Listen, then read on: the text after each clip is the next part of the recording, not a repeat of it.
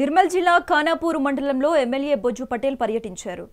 మెండంపల్లిలో ఉన్న సిద్దర్మాట్ కెనాల్కు ఎమ్మెల్యే నీటిని విడుదల చేశారు. మండలంలోని గ్రామాలకు సుమారుగా 22 కిలోమీటర్ల వరకు సిద్దర్మాట్ కెనాల్ నీటిని అందిస్తున్నామని ఎమ్మెల్యే తెలిపారు.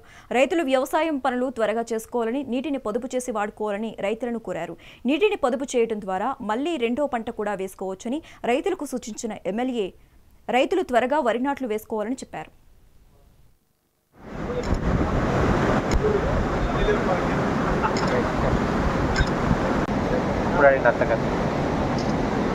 ఈరోజు మేడంపల్లి సదర్మట్ నీటిని వదలడం జరిగింది.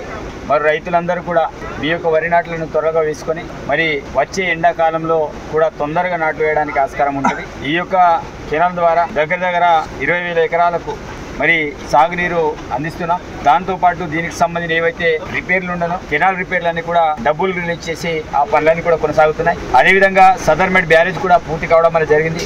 ఈసారి కంపల్సరీ వర్షాలు తగ్గిన తర్వాత మరి నెక్స్ట్ ఎండాకాలంకి పంటలు పండించాలంటే అక్కడి నుంచి కూడా మనకు వాటర్ రావాలి. పోయినసారి ఆ యొక్క సదర్మట్ బ్యారేజ్ని ఇనాగ్రేట్ చేద్దాం అనుకున్నాం, కానీ అనివార్య కారణంలో దాన్ని పోస్ట్పోన్ చేయడం అనేది జరిగింది. మరి రైతులందరికీ ఇది ఒక శుభవార్త.